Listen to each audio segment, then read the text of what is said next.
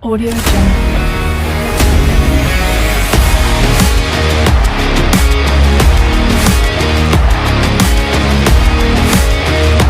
Audio Jungle.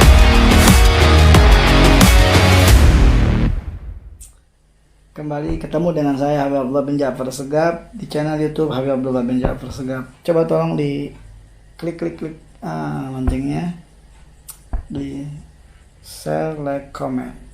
Kita akan bacain lagi pertanyaan-pertanyaan yang belum sempat dibacakan. Ya, malam ini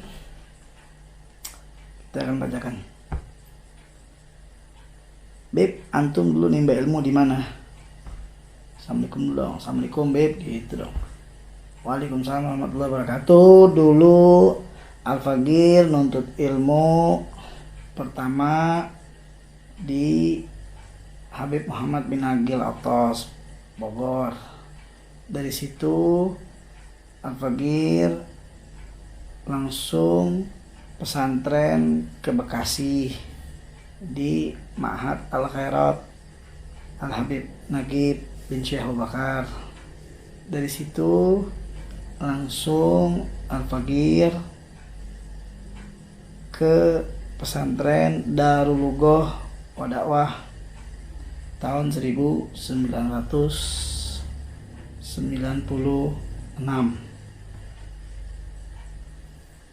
di bersama atau di zaman Habib Abuya Ustadz Hasan bin Ahmad Bahrun radhiyallahu anhu, di zaman beliau. Kemudian sudah sampai di situ. Ada niat mau berangkat ke Hadramaut tetapi tidak jadi. Intinya sempat bantu di Darul Mustafa di Batik Keris. Lihat-lihat juga Darul Mustafa yang di Tawangmangu, belum jadi waktu itu. Sempat baca Ihya Ulumuddin di Masjid Riyadh Solo bersama Al-Habib Anis, yang alhamdulillah pada waktu itu akhirnya bantu guru kita tercinta Habib Hasan bin Ja'far Segaf di Majelis Darul Mustafa di tahun 2000 pas 2000 mulai bantu Habib Hasan. Kemudian pertanyaan selanjutnya, udah itu dulu, jangan kepanjangan. Selanjutnya, Assalamualaikum Beb, apakah hukumnya belum mandi wajib tapi sholat dan berdoa sah atau tidak? Dosa, bukan sah, dosa malah.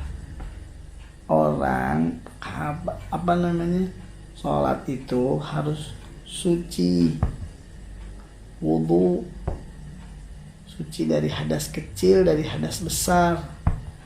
Kalau hadas besar ya harus mandi dulu, setelah mandi wudu baru sholat. Ya, saya nggak sah, menurut syariat Islamnya tidak sah. Jadi harus mandi dulu. Oke, mandi. Kalau berdoa, berdoa boleh. Kalau berdoa nggak apa-apa, misalnya hadas besar, junub, kita doa apa? Berdoa. Yang nggak boleh itu baca Quran, megang Quran, sholat, itu nggak boleh, ya, haram. Lanjut. Assalamualaikum Beb, apakah boleh membawa peci ke kamar mandi? Anak majelis taklim Al-Aman. Masuk ke kamar mandi, sunnahnya pakai kaki kiri. Sunnahnya juga alas kepala ini ditutupi. Ya, kalau mau pakai peci nggak masalah, pakai pecinya. Jangan sampai jatuh tapi pecinya, ya. Jangan sampai jatuh pecinya. Baca ketika kita buka baju, kan kita kelihatan tuh aurat kita. Tidak hanya kita yang lihat, syaitan yang ada di kamar mandi juga lihat. Makanya kita disunahkan baca doanya. Mau tahu nggak doanya? Doanya supaya syaitan nggak lihat. Bismillahilladzi la ilaha illahu. Coba ulangin. Bismillahilladzi la ilaha illahu. Itu.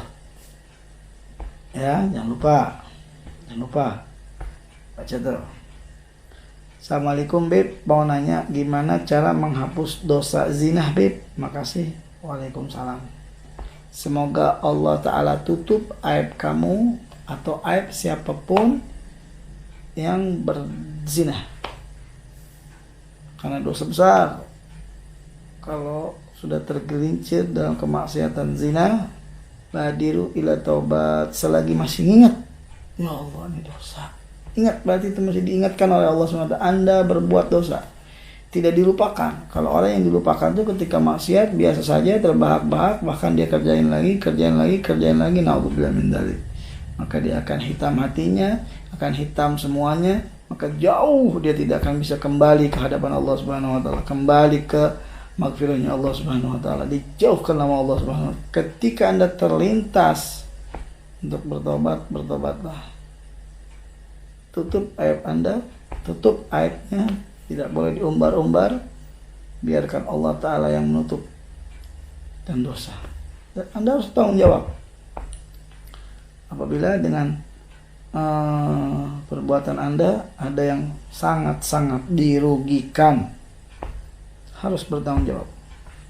Bertobat sama Allah Subhanahu wa taala, bertobat sebelum ajal tiba. Alhamdulillah. Semoga kita semua dijaga dari perbuatan yang tidak baik. Lanjut.